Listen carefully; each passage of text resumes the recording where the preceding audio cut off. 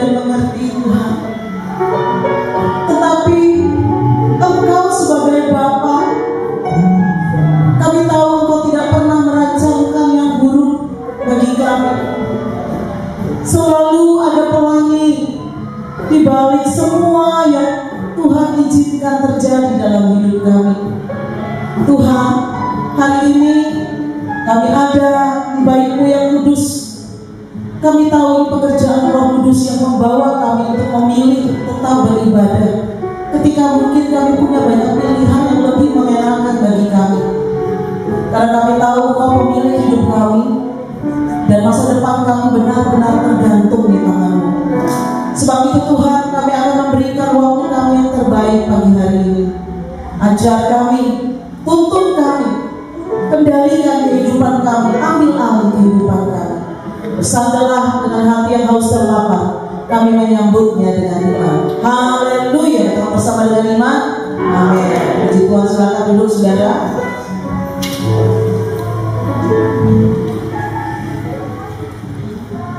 Shalom. Atas nama pribadi dan keluarga, saya mengucapkan banyak terima kasih untuk semua perhatian dan doanya, kasihnya yang betul-betul saya dan keluarga rasakan. Memiliki keluarga besar GBK karena Allah yang selalu ada di tengah duka. Dan memang atas izin Tuhan, atas kehendaknya, Tuhan izinkan kalau manusia melihat dan menilai, khususnya bagi saya dan keluarga yang pasti merasakan duka ini. Rasanya Tuhan kok belum izinkan air mata ini kering, ditambah lagi terus. Memang dalam 1 tahun 5 bulan yang lalu, Bapak Gembala, suami saya, keluarga terkasih, dipanggil Tuhan. 5 bulan kemudian mama saya, ini dalam 1 rumah saudara. Dan baru 1 tahun lebih bapak saya juga meninggal. Jadi dalam 2021-2022 3 orang yang pergi dari rumah kami. Hanya Bapak Gembala yang tidak sempat untuk pulang atau dihantar dari rumah kami, cuma mama papa saya. Dan tepat juga tempat mama papa saya didoakan di situ, tempat mama juga ya. Dan papa selalu dan kami membangun mesbah doa di keluarga saudara.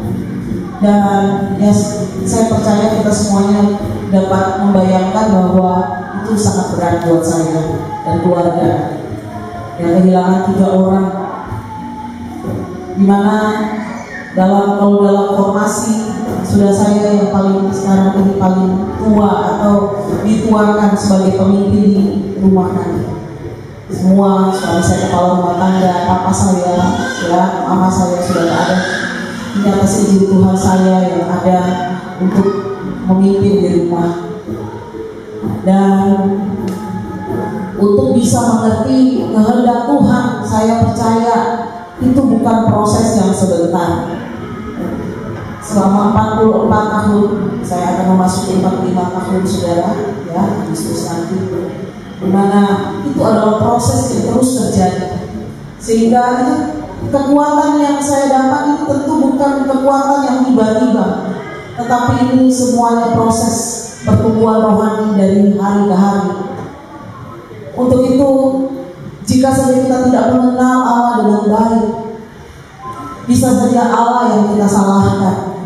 Sepertinya kok mendatangkan yang buruk atas keluarga. Padahal sebagaimana iman Kristen juga mengatakan bahwa kematian orang percaya itu bukan satu hukuman atau aib, ya, atau sebuah kemalangan.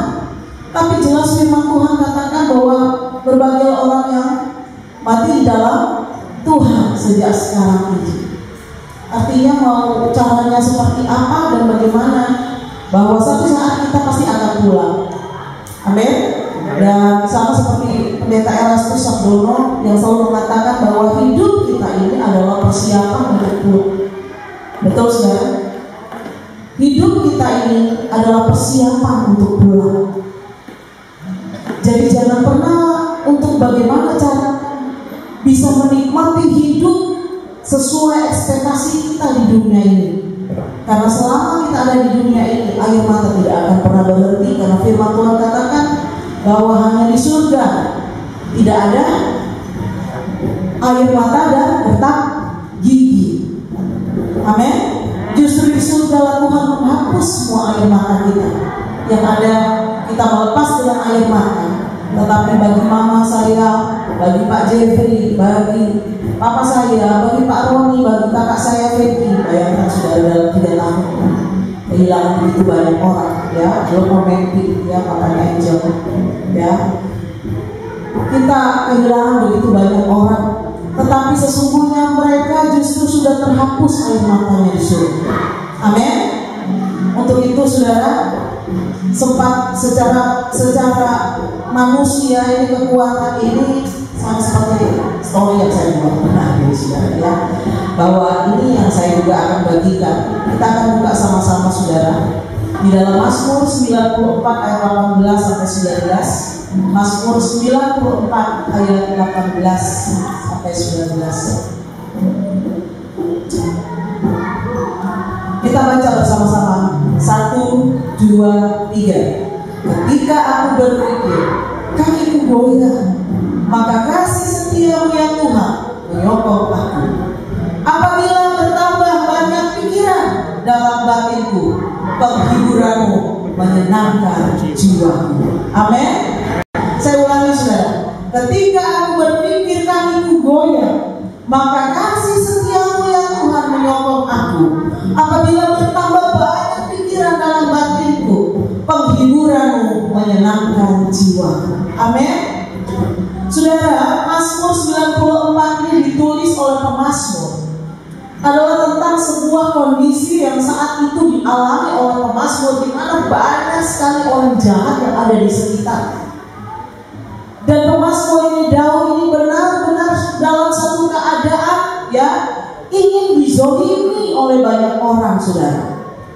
Kalau cuma dizolimi biasa, ya, diomongin bodoh amat, bisa kita ngomong begitu. Tapi bagaimana orang-orang itu berikhtiar untuk membunuh, untuk menghabiskan nyawa daripada Daud, saudara. Tidak ada ketenangan kalau kita tahu kita bakal dibunuh, saudara. Dan yang perintahkan bunuh itu bukan orang biasa.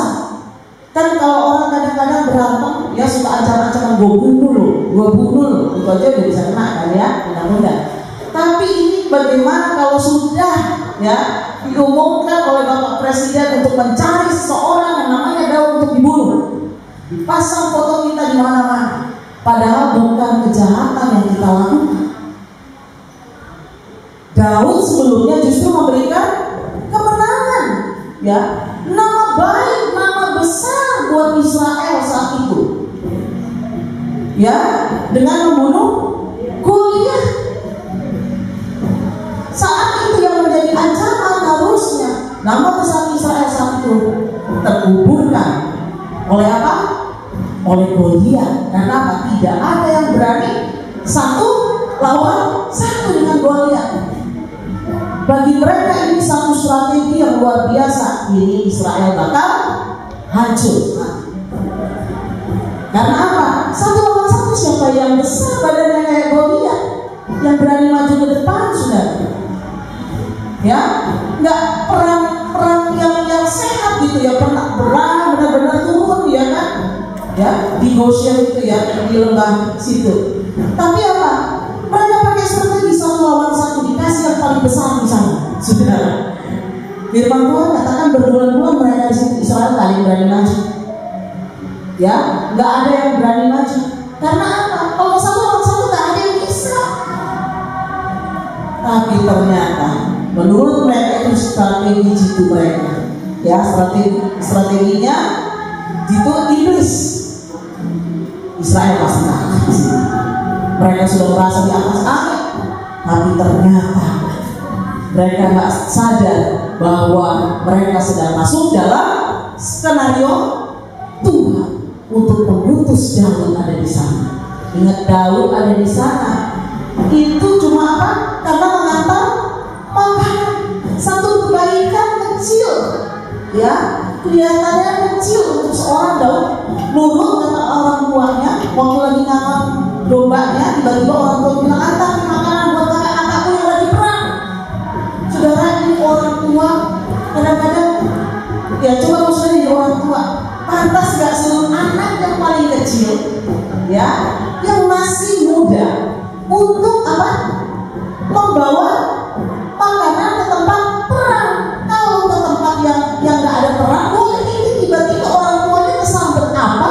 Suruh anaknya yang paling kecil, padahal harusnya orang tua berpikir bahwa anak yang tua segala ancaman, setidaknya jangan ada tambah lagi yang terancam.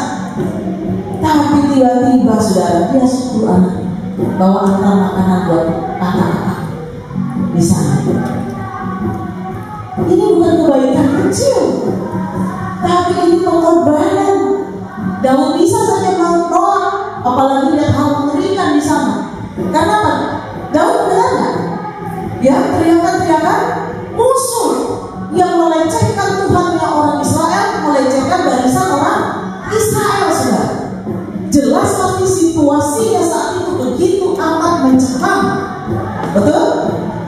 Tapi seorang Daud ya dengan Roh Kudus, dia punya roh keperkasaan, Roh Kudus yang menyertai dia, sehingga apa? Itu tidak membuat dia takut, malah yang ada dia panas. Siapa mereka nih? Melecehkan Tuhan Israel dan barisan tentaranya Israel. Siapa mereka? Wah, dan dia bisa menemui seorang raja di tempat perang, itu juga aneh, saudara. Menurut aturan perang nggak mungkin raja bisa ditemui, betul? Nggak mungkin, saudara. Tapi lihat skenario Tuhan, seorang raja tiba-tiba menemui seorang Daud, ya, yang lagi minta rekomendasi untuk bisa menjadi tentara mewakili Israel berhadapan dengan Goliat. Kalau bukan skenario Tuhan, kalau skenario Tuhan itu luar biasa, nggak seperti ya yang kita bisa perkara-perkara endingnya apa ya, nggak tahu, saudara. Tapi ternyata itu cara Tuhan untuk melihat bahwa bukan karena kekuatan, bukan karena gagah perkasa, termasuk juga kepada bangsa Filistin ini, bukan karena orang kuatmu kamu dapat memenangkan, tapi oleh Roh-Nya, kata Tuhan, melalui Daud Israel mendapat kemenangan. Bukan kemuliaan yang dia dapat, promosi jabatan harusnya yang dia dapat, benar enggak, saudara? Kalau negara saat itu menyekolahkan dia, ya, melengkapi dia, membekali dia dengan lebih hebat lagi supaya nanti jadi pasukan yang hebat, betul nggak, saudara? Harusnya demikian. Tapi apa? Raja merasa kasain. Aduh, saudara. Lihat, saudara. Ini udah kelihatan raja ini tidak lagi memikirkan negara, tapi apa? Popularitasnya dia, populernya dia, memikirkan diri sendiri. Pantas saja Tuhan ingin mengganti. Manusia bisa melihat kok orang ini berjuang untuk negara, tapi Tuhan tahu dia tidak lagi berjuang untuk dirinya, walaupun dia memulainya dengan Tuhan. Karena apa? Harusnya dia ikut bersukacita kepada dia ingin membunuh Daud. Dan Daud ya melihat bahwa begitu banyak orang jahat yang ada di sekitarnya ingin membunuh dia, dan pantas dia sebagai seorang manusia biasa, nggak punya power, benar-benar nggak punya power, nggak ada pasukan yang pro dia saat itu, saudara. Sehingga dia berkata, apa tadi di sini? Ketika aku berpikir secara logikanya dia mulai berpikir secara logikanya dia, kaki kukunya, maka kasih setia ya Tuhan menyokong. Wow, dahsyat, saudara. Logikanya ada, tetapi imannya mengalahkan logikanya dia. Orang yang dekat dengan Tuhan bukan berarti nggak pakai akal lagi. Logikanya pasti ada, berjalan. Tapi iman itu mengendalikan logikanya dia. Selanjutnya ayat 19-nya ketika apabila bertambah banyak pikiranku dalam batinku, wah, kronik banget masalahnya, numpuk bertubi-tubi. Ya, tapi jelas Daud berkata, penghiburanmu menyenangkan jiwa. Berikan tepuk tangan. Saudara, mungkin kondisi kita tidak sama seperti Daud harus mengejar-kejar musuh. Kita mungkin kejar-kejar rentenir, ya saudara. Kita mungkin dikejar-kejar debt collector, ya. Kita mungkin dikejar-kejar dengan tagihan ini, tagihan itu, ancaman ini, ancaman itu, apapun. Dan logika kita bisa saja berpikir seperti saya kemarin. Merasa kaki kita ini goyang, pertahanan kita nggak mungkin kuat ya, nggak mungkin kuat. Rasanya kok Tuhan izinin banget, gitu ya. Kok Tuhan izinin seperti ini? Salah apa ya? Salah apa gitu? Tunjukin salahnya di mana gitu sampai harus seperti ini, saudara. Tapi Daud berkata, penghiburan menyenangkan jiwa.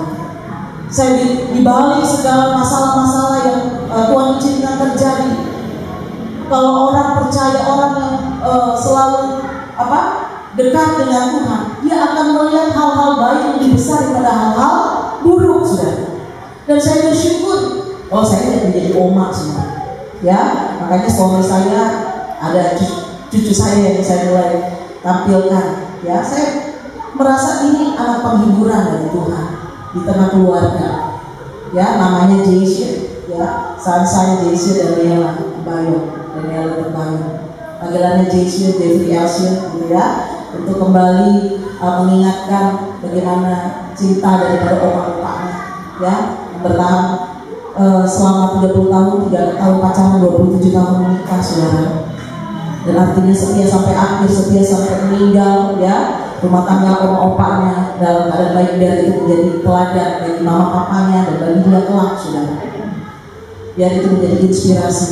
Kedua, saya bersyukur sekali di tengah ketidakmampuan saya dan keluarga secara finance juga, saudara.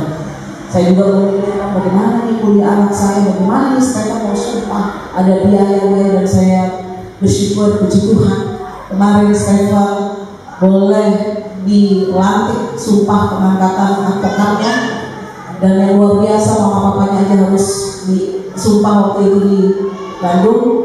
Richard juga di Aceh, di Aceh karena di Jakarta belum ada agendanya waktu itu, karena harus memenuhi kuota berapa dulu.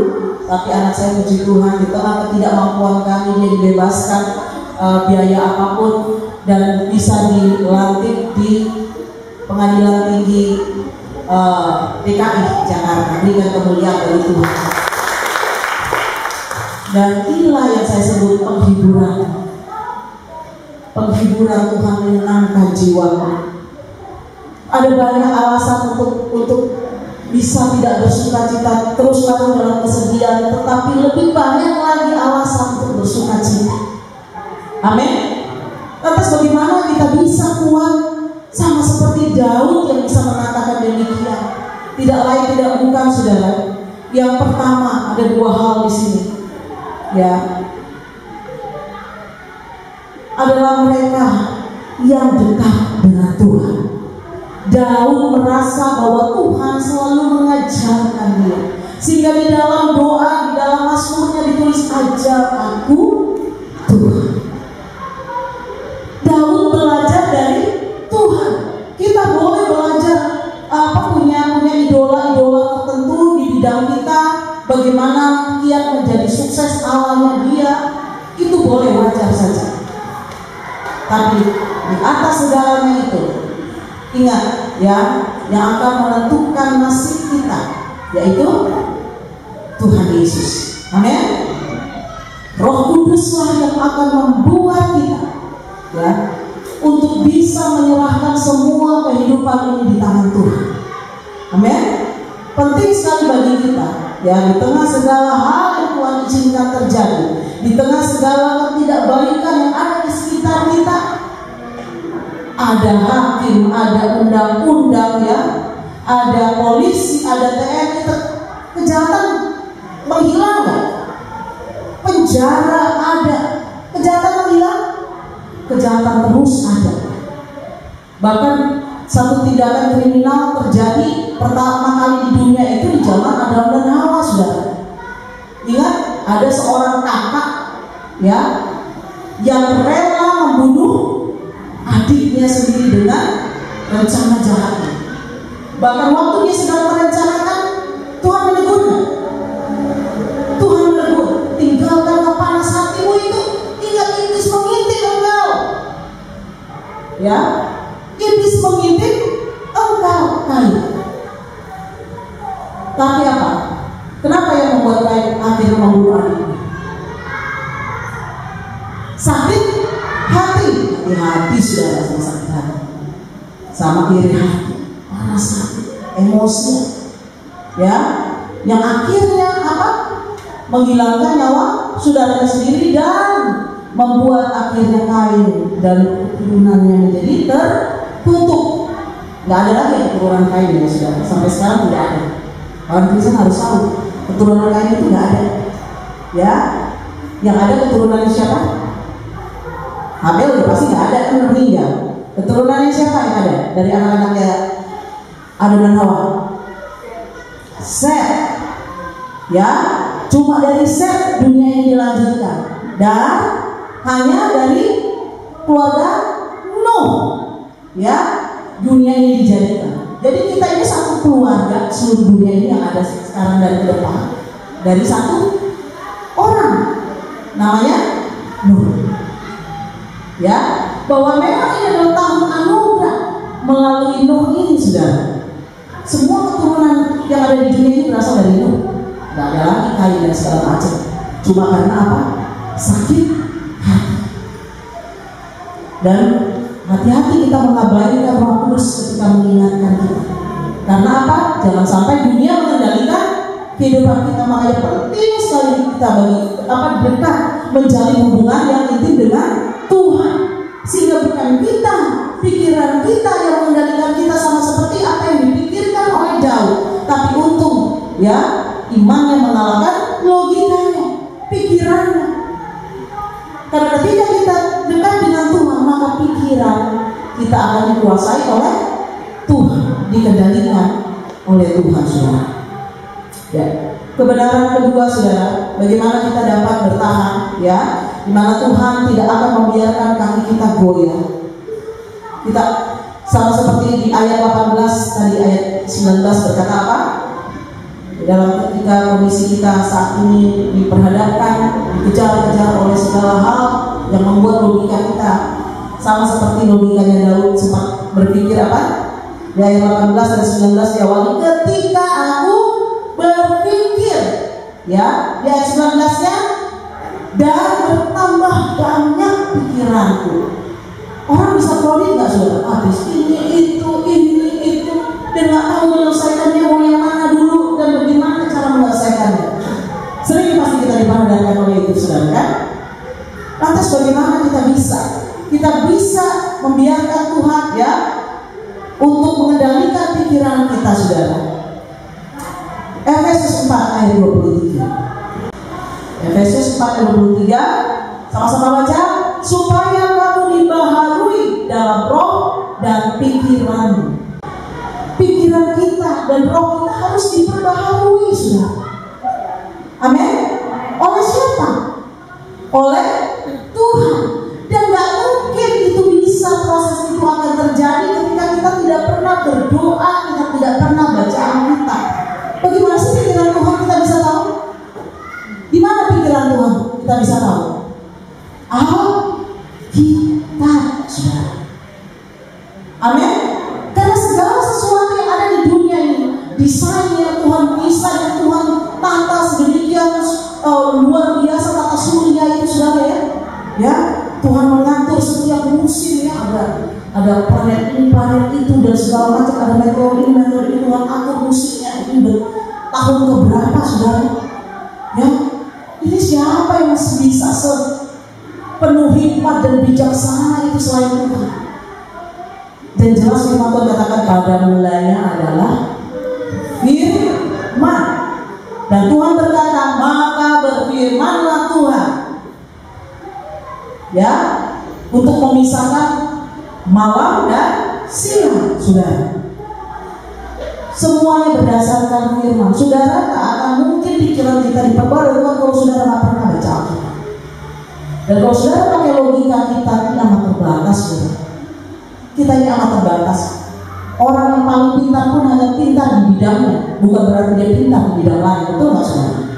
Bukan berarti dia mengerti semuanya. Tapi firman Tuhan katakan, orang yang mengerti firman Tuhan yang akan mengerti segala maksudnya.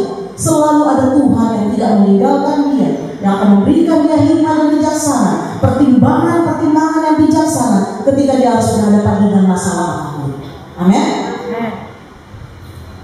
Dan selanjutnya saudara, Filipi 4 ayat 6 sampai 7 menjadi ayat kita yang terakhir.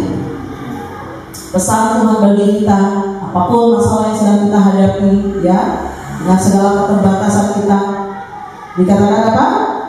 Janganlah hendaknya kamu khawatir tentang apapun juga, tetapi nyatakanlah dalam segala hal keinginanmu kepada Allah dalam doa dan permohonan dengan ucapan syukur. Amin, saudara. Firman Tuhan ingin menjelaskan kepada kita, ya, sama seperti firman Tuhan ini, jangan kamu khawatir. Secara manusia kita khawatir, dan itu adalah manusiawi.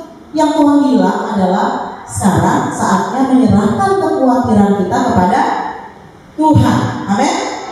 Dan dikatakan saudara dalam Efesus 4 ayat 30, satu lagi ayat saudara, Efesus 4 ayat 30, Efesus 4 ayat 30, dan janganlah kamu mendukakan Roh Kudus Allah yang telah memeteraikan kamu menjelang hari penyelamatan. Ingat, jangan sampai sebuah kondisi, ya, membuat kita mendukakan Roh Kudus, karena Roh Kudus itu yang akan menolong kita, saudara. Amin.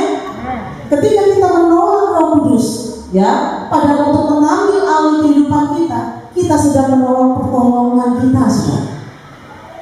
Untuk itu saudara, jangan abaikan setiap firman yang dibagikan di grup, ya, diajarkan untuk doa di menara doa, jangan abaikan. Kalau saudara punya waktu, berikan waktu bagi Tuhan agar kita bertumbuh dalam iman. Ingat, bukan karena kepintaran kita, bukan karena kepiawaian kita menghadapi segala situasi. Karena apa?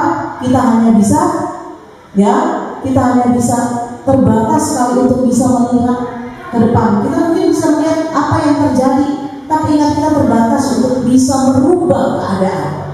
Amin. Tetapi dengan Tuhan, yang mustahil bagi manusia menjadi tidak mustahil bagi Tuhan. Biarlah pikiran Kristuslah yang ada di dalam kehidupan kita, dan Roh Kudus itu yang akan memperbarui roh kita. Amin. Buat firman Tuhan.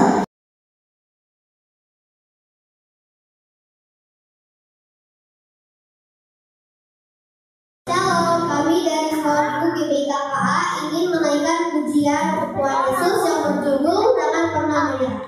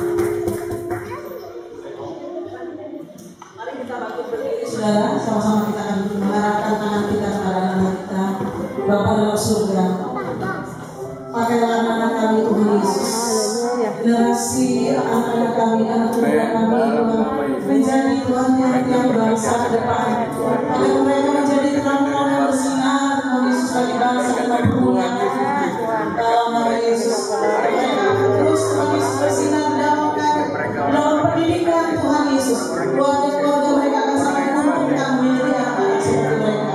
Dalam nama Yesus, ucapan Allah sudah dimateraikan atas nama kami. Haleluya. Amin. Terima kasih.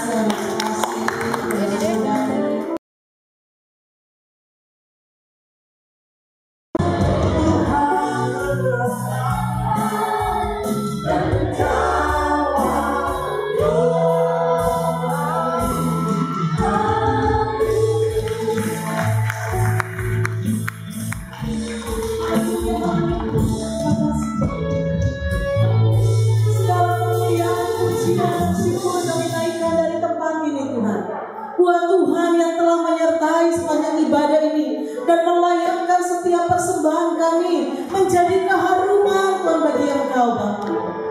Dan biarlah Engkau meluruskan setiap persembahan kami Tuhan. Segala hal yang telah dilakukan oleh hamba-hamba-Mu di gereja-Mu yang kudus ini ya Tuhan. Dari pemain musik Tuhan Yesus, worship leader, singer Tuhan, multimedia Tuhan, mengajar sekolah minggu juga Tuhan, dan juga asar kolektan Tuhan, dan semua hamba-hamba-Mu juga yang melayani Tuhan, parkir Tuhan, keamanan Tuhan. Engkau menguduskan setiap persembahan ini, dan kami percaya Engkau memberkati mereka Tuhan Yesus. Dan juga membawa firman Tuhan terus Tuhan Yesus.